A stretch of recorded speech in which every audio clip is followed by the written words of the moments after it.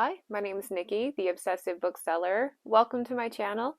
Today I'd like to review Locklands by Robert Jackson Bennett. It's the third and final book in the Founders trilogy, and I gotta say, it ended things pretty well. I had such a weird reading experience with this book, and it's worth talking about for a second.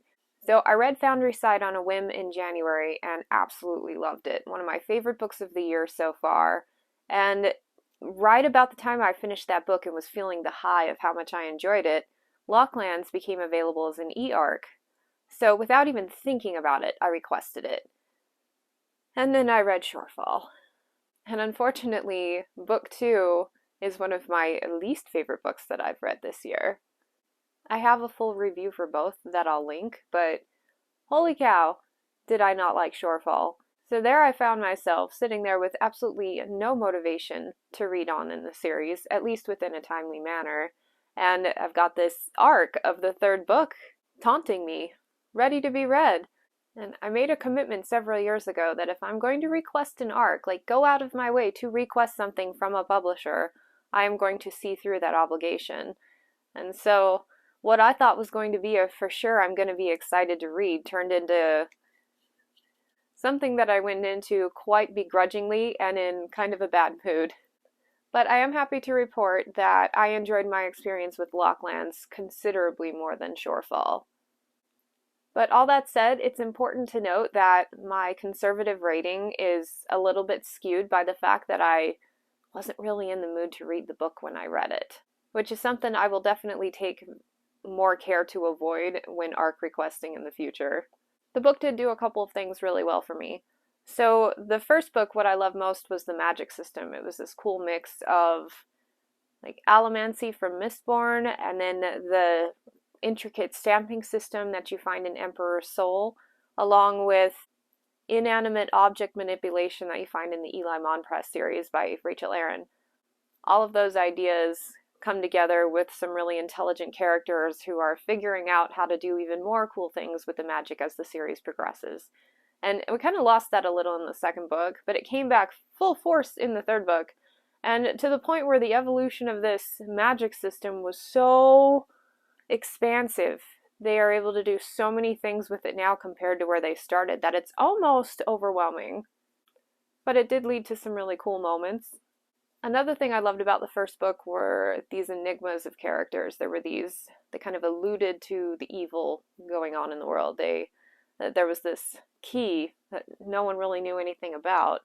And this third and final book took all of the questions that I had in the first book and answered them sufficiently. So much really good backstory. I thought it was integrated well, so I'm very satisfied with that aspect of it. If nothing else, I'm glad I read the book for that bit of information. And finally, while the second book I feel like kind of screamed at me the whole way through, where there was really no dynamic high and lows to kind of let you catch your breath between some of the more intense moments, this one had an excellent balance. I also started out this third one physically reading before switching to audio. And I gotta say, while the narrator works really well for the type of characters and the cheeky tone of the story, and it worked especially well in the first book, I think the intensity of the story and the fact that the narrator doesn't take any time to give any variation to her voice, she's just full voice the entire time. Everything has an undertone of urgency to it. So essentially, if you listen to the audiobook, you'll feel like she's yelling at you the entire time. There is no dynamic. Even in the slower moments, she does not match her tone to be appropriate to what's going on. The performance could very well be one of the main reasons why I did not enjoy the second book very much. So I would say you can try the audio with the first one, but I'd say skip it for books 2 and 3.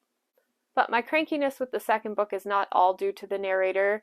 The third book did a great job avoiding all excessive evil monologuing, which was completely prevalent in the second book and drove me crazy. So yes, third one much better. And based on comments, most people I talked to liked the second book better than the first, so I have no idea where they're going to fall on the third one. For me, it worked a lot better, but it still wasn't as good as the first one. Though I am coming in at a very conservative, in the minority, 3 out of 5 stars. Now let's talk about other books you might like. So since the main draw to the series for me was the magic system, I'm going to recommend a couple that I've already mentioned. But if you like the magic system in here, you'll most likely like Allomancy in Brandon Sanderson's Mistborn series. Similar push and pull functionality, and I much preferred this book because I thought the characters were a lot more subtly done, the plot was more compelling, and it was a strong trilogy for me from start to finish. Also mentioned Emperor's Soul, also by Brandon Sanderson. This is probably one of the strongest short stories I've ever read.